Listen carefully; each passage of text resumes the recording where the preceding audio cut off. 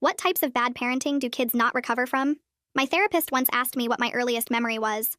I told her it was my 5th birthday, watching my mother measure out exactly 3 bites of cake on my plate, while my skinny brother Ethan got a normal slice.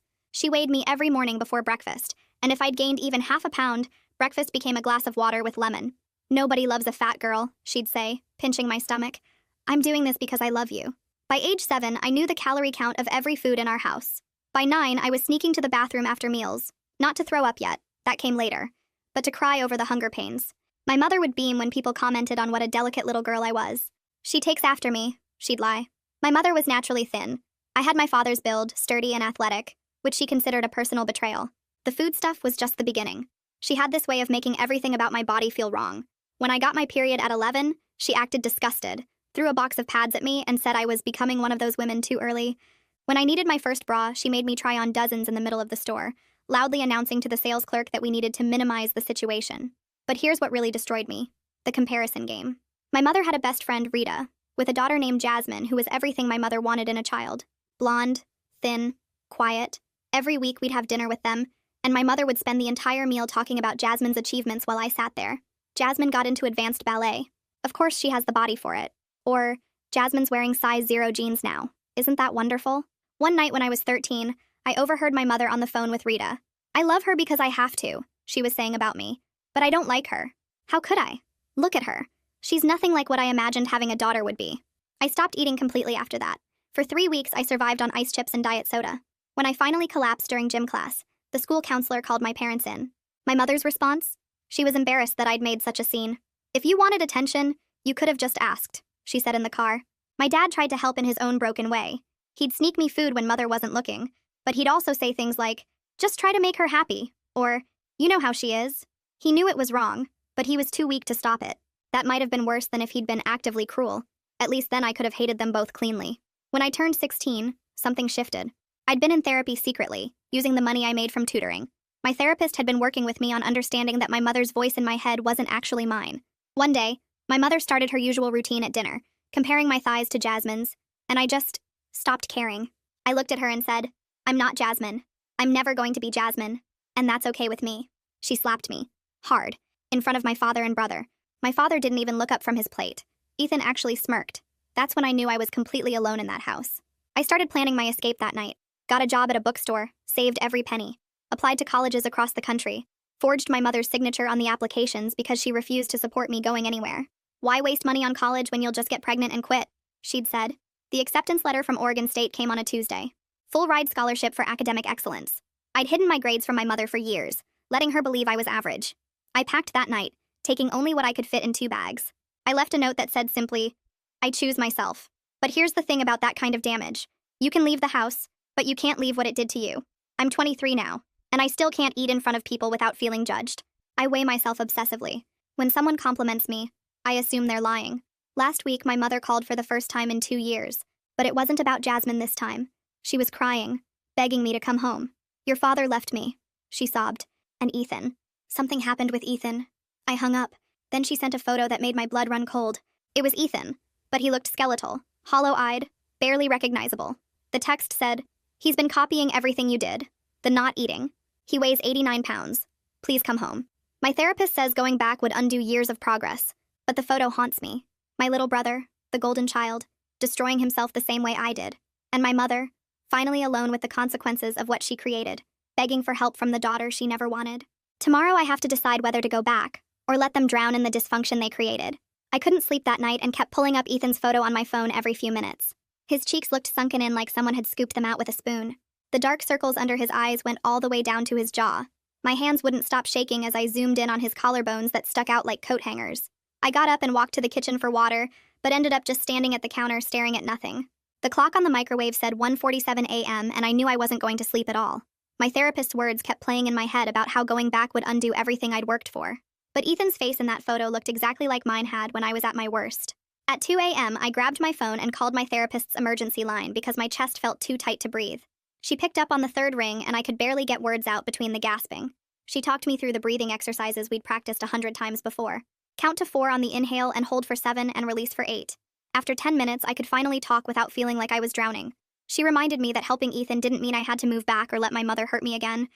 I could set boundaries and still help my brother from a safe distance. We talked for another 20 minutes about specific ways I could help without sacrificing myself. When I hung up, I felt slightly less panicked, but still completely lost about what to do. I opened my text messages and typed out a message to my mother with shaking fingers. I told her I would only consider helping if she agreed to my conditions. No comments about my body, or what I eat, or how I look. No comparisons to Jasmine or anyone else ever. And I absolutely would not stay at her house if I came. She texted back within 30 seconds, agreeing to everything, which made my stomach drop. My mother never agreed to anything that easily, unless she was desperate or planning something. I tried calling Ethan's cell phone next, even though it was the middle of the night. It went straight to voicemail, and his message sounded weak and tired. I left him a message telling him I loved him and wanted to help if he'd let me. I said I understood what he was going through because I'd been there too. I wondered if his phone was even charged, or if he had the energy to check messages. At 4 a.m., Apollonia found me crying on the couch with my laptop open to airline websites. She made me chamomile tea without asking any questions and sat down next to me. I explained everything about Ethan and showed her the photo, and she gasped when she saw it. She got a notepad and helped me make a list of what I could realistically do to help. We wrote down things like finding treatment centers and getting him medical help and setting up support. She reminded me that I couldn't save him if it meant destroying myself in the process. We sat there until the sun came up, making plans and backup plans. After Apollonia left for her morning class, I spent hours researching eating disorder treatment centers near my hometown. I found 3 residential programs and 2 outpatient clinics within driving distance of my mother's house. Then I found a hospital with a special unit for medical stabilization of severe malnutrition cases. They had a whole team of doctors who specialized in refeeding syndrome and cardiac complications from starvation. I bookmarked everything and made a spreadsheet with contact numbers and insurance information.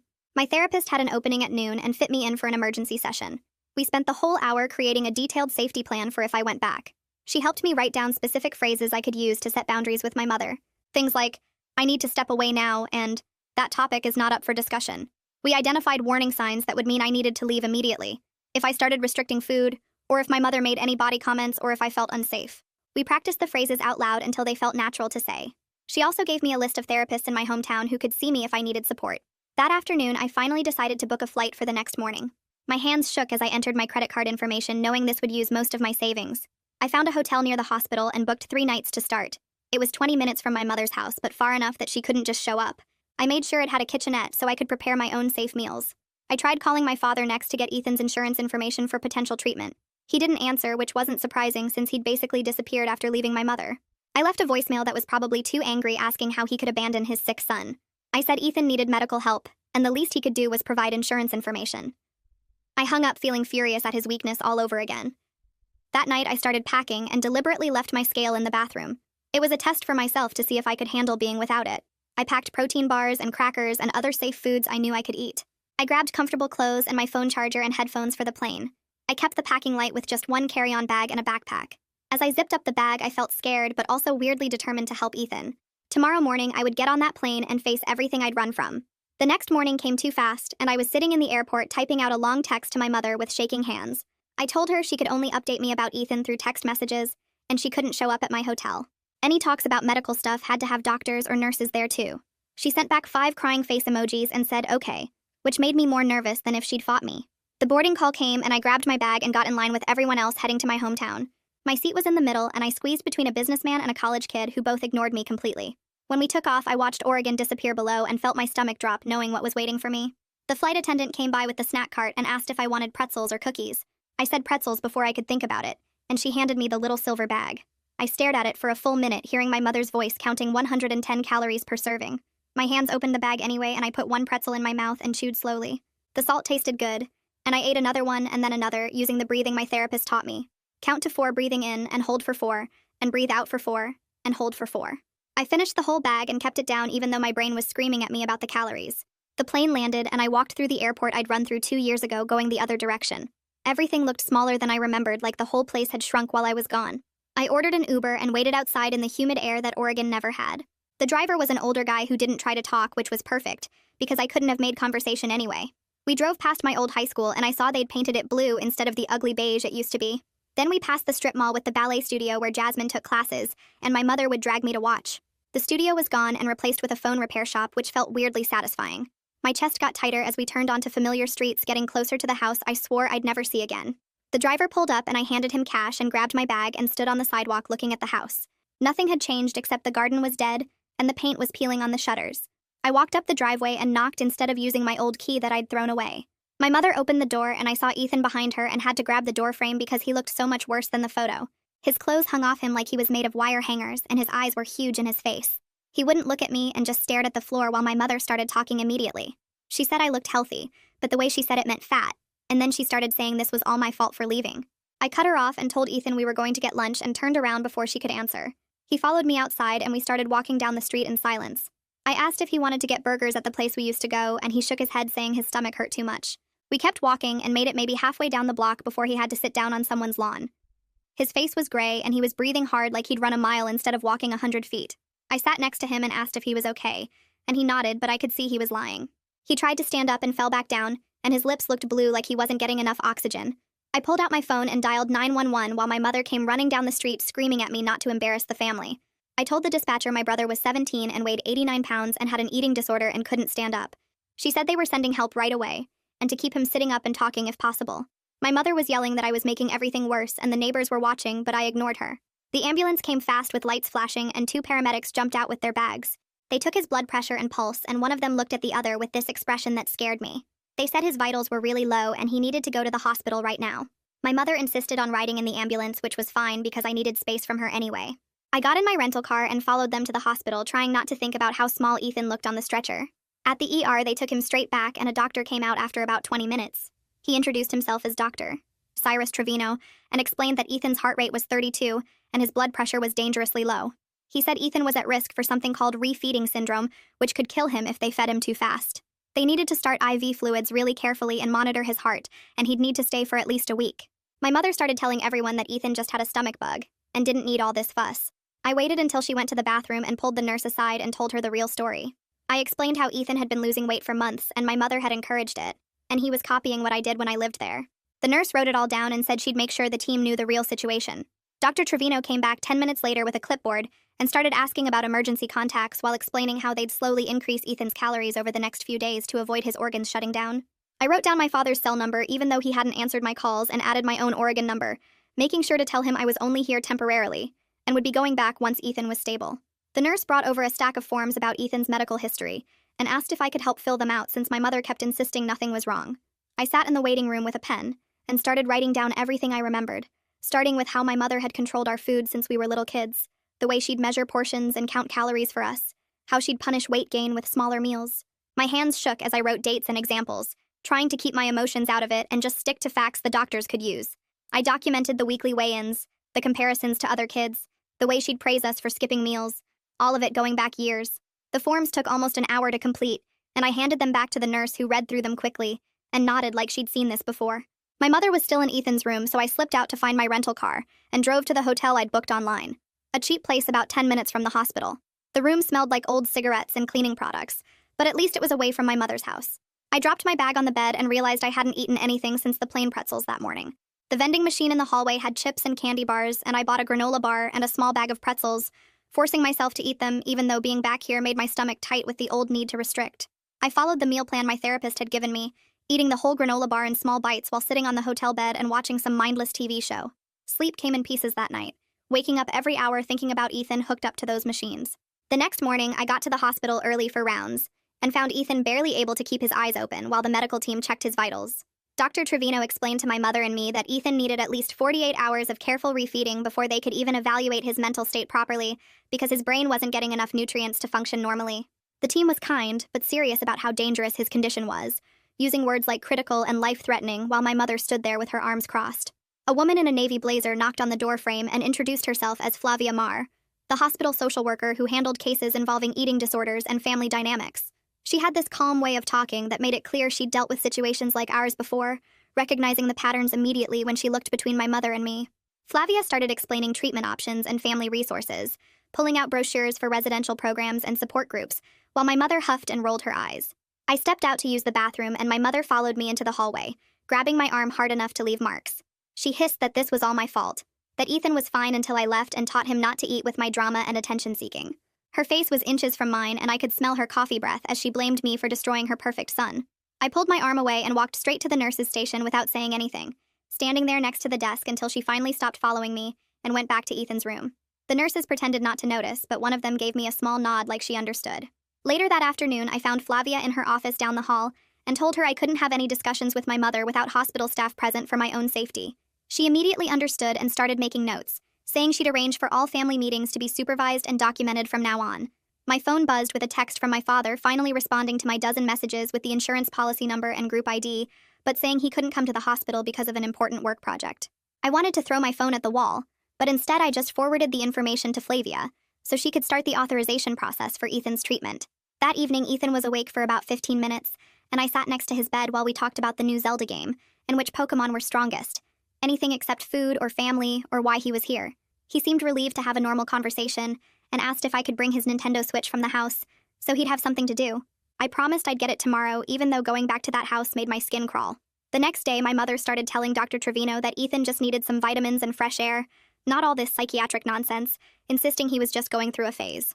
Dr. Trevino stayed calm but firm, explaining that eating disorders were serious mental illnesses requiring comprehensive treatment, including therapy and nutritional rehabilitation, not character flaws or phases that kids grew out of. He showed her Ethan's lab results and vital signs, pointing out the dangerous levels that proved this was a medical emergency requiring immediate intervention. My mother kept arguing, but I walked away to get some air and ended up in the hospital cafeteria. The lunch rush was starting, and I watched the kitchen staff weighing portions on little scales behind the counter. My chest got tight seeing them measure out exact amounts of mashed potatoes and green beans. The room started spinning, and I couldn't breathe right, so I rushed outside to the parking lot. I called Apollonia with shaking hands, and she picked up on the second ring. She talked me through the breathing exercises we'd practiced before I left Oregon. Count to 4 breathing in, hold for 4, out for 4, she kept saying until my heart stopped racing. After 20 minutes, I could think straight again and went back inside. Flavia found me in the waiting area with 3 glossy brochures spread across her clipboard. She explained each residential program while my mother sat there with her arms crossed. The first place was 2 hours away and focused on medical stabilization before therapy. The second one had a family program, but cost way more than insurance would cover. The third one had an opening in 2 weeks and looked like our best shot. Flavia said she'd start the paperwork if we wanted to move forward with applications. My mother complained about the distance, but I ignored her and asked about visiting policies. Later that afternoon, the treatment team asked for a family history, so I sat in an empty conference room with a yellow legal pad. I wrote down everything starting with my 5th birthday and the 3 bites of cake, the scale checks every morning before school, the way Mom would pinch our stomachs at the dinner table, how she'd make us stand naked in front of the mirror and point out problem areas, the time she locked the fridge when I was 10 because I'd gained 2 pounds, every detail that might help them understand why Ethan ended up here. My hand cramped from writing, but I kept going for over an hour. When I went back to Ethan's room, he was awake but staring at the ceiling. He whispered that the nurse made him drink some nutrition shake earlier. He said he could feel every calorie spreading through his body, making him huge like a balloon. His voice was so quiet I had to lean close to hear him. I told him I understood because the fear feels real even when our brains are lying to us. I didn't try to convince him he was wrong because I knew that wouldn't help. The next morning, they needed to do blood work and vitals again. Ethan started crying when the nurse came in with her cart. I asked if I could stay with him, and she said that was fine. He grabbed my hand so hard it hurt when she put the blood pressure cuff on. His arm was so thin the pediatric cuff was still too big. The nurse had to wrap it twice to get a reading. When she left, I stayed sitting on the edge of his bed holding his hand. He looked less like my brother, and more like those pictures of sick kids in charity commercials. That afternoon, my mother started yelling at the nurse's station about the bills piling up. She said Ethan could recover at home once he could walk without falling over. The psychiatrist came out and explained calmly that discharge wasn't just about walking. Ethan needed medical clearance and a safe discharge plan with proper support. She said sending him home now would be dangerous and possibly fatal. My mother huffed and said the doctor was being dramatic, but she stopped arguing. That evening, I had my regular phone session with my therapist back in Oregon. We spent 40 minutes planning exactly what I'd say to my mother about boundaries. My therapist had me write down specific phrases and practice saying them out loud. She said I could stay strong for 15 minutes max before needing to leave the room. We went over my exit strategy 3 times until I had it memorized. The next morning, Flavia arranged a family meeting in her office down the hall. My mother came in complaining about missing work for this nonsense. Flavia sat between us with her notebook open and pen ready. I took a deep breath and said I'd help coordinate Ethan's treatment from Oregon, but only if my mother agreed to family therapy and stopped all comments about food and bodies. My mother started crying about how hard her life had been since Dad left. She said nobody understood the sacrifices she'd made for us kids. I kept my hands folded and repeated my conditions without responding to her tears. She shifted tactics and brought up Rita's daughter who just got engaged to a doctor. She said Jasmine appreciated everything Rita did for her, unlike some daughters. She looked right at me when she said it, but I didn't take the bait. I just repeated that my offer stood if she wanted my help with Ethan's care. Flavia wrote everything down and said she'd document our agreement for the treatment team. Dr. Trevino came by that afternoon with Ethan's latest lab results on his tablet. He showed us the numbers improving slowly, but said this would take months, not weeks. Ethan's potassium was better, but still below normal range. His heart rate was more stable, but still too low for discharge. Ethan actually looked relieved when the doctor said months because at least there was a plan. The next morning, Ethan was awake when I got to his room and he looked at me with tears already forming in his eyes. He started telling me how after I left, Mom kept saying he was such a good boy when he didn't finish his dinner. She'd smile and say he was finally learning control like his sister did. We both ended up crying and I grabbed his hand and told him none of this was his fault, because we were both just kids trying to survive in that house. I kept holding his hand while the nurse came in to check his IV, and realized I couldn't stay here much longer without falling back into old habits myself. Later that morning, I found Flavia in her office and told her I needed to go back to Oregon once we got Ethan into a program, because being here was making me want to restrict again. She nodded and said that was actually the healthiest choice for everyone involved, and we could coordinate his care long distance. We spent the next 2 hours filling out applications for the residential program that had an opening in 2 weeks. Flavia helped me write down all of Ethan's medical information, while I filled in the family history sections trying not to cry. She called the admissions coordinator and put them on speaker, so we could answer questions together. We needed letters from the treatment team, so Flavia walked me down to find Dr. Trevino, who was doing rounds. He said he'd write the recommendation right after he finished with patients, and would emphasize the medical necessity. The insurance paperwork was a nightmare with questions about previous treatments and family medical history that made my hands shake.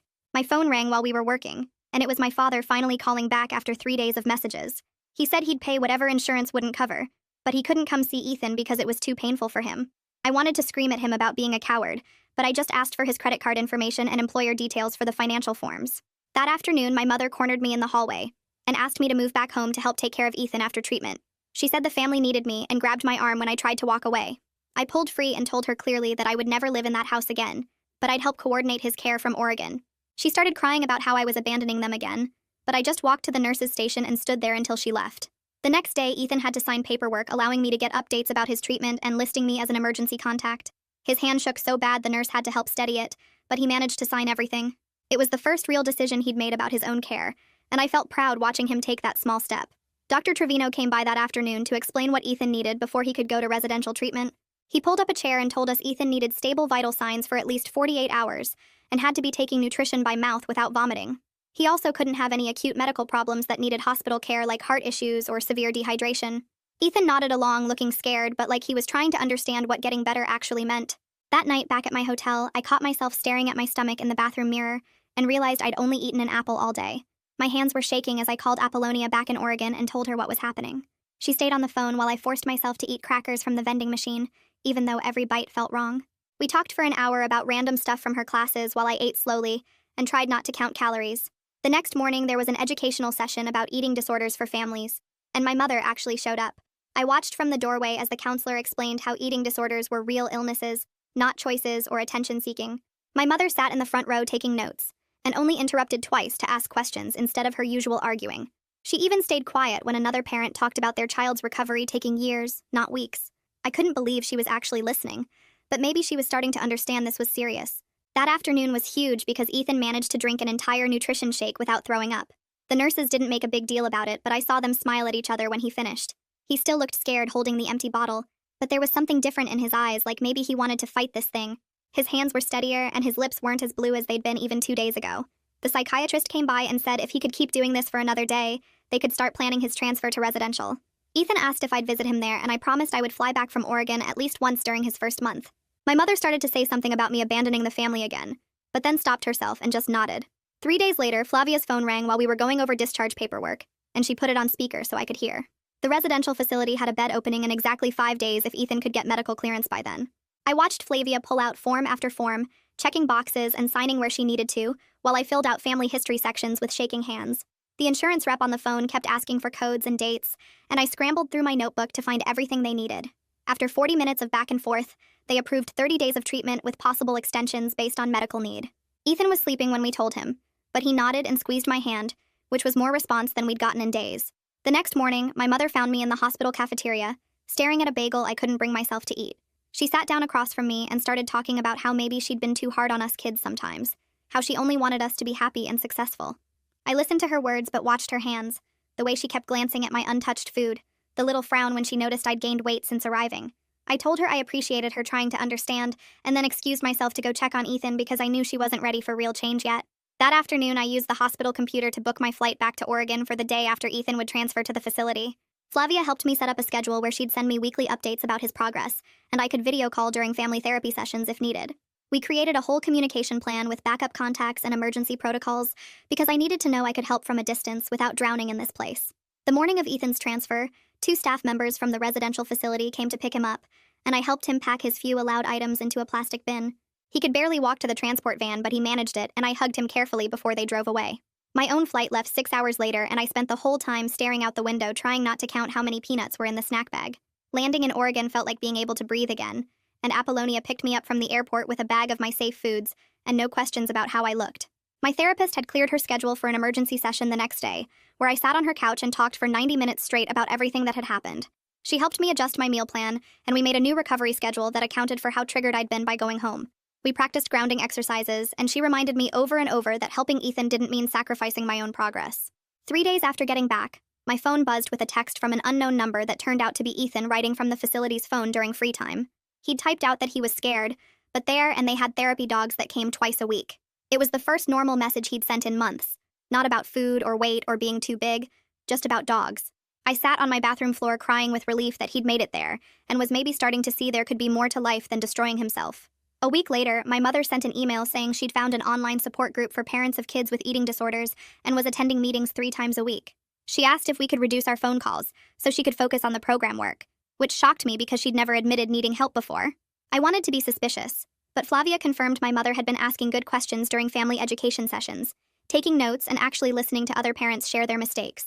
Back in my apartment, I made myself reduce my daily weigh-ins to just twice a week, even though the urge was stronger after everything with Ethan.